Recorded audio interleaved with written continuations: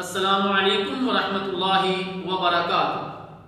میرے محترم دوستو، وہ لوگ جن کی دعا قبول کی جاتی ہے، مظلوم کی دعا قبول ہوتی ہے چاہے وہ کافر ہی کیوں نہ ہو۔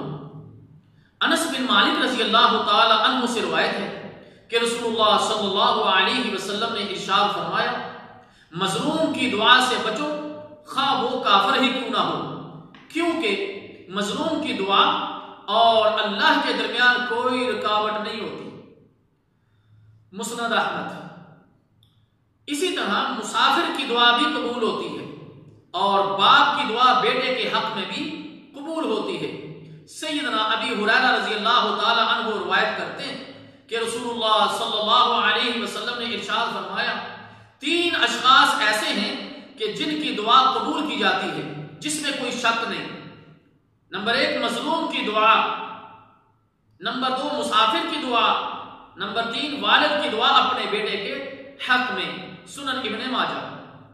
اسی طرح مسلم کی غیر موجودگی میں کی گئی دعا بھی قبول ہوتی ہے۔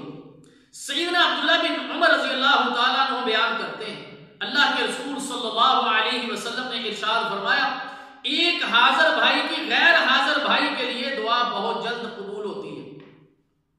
سنن ابی داؤد۔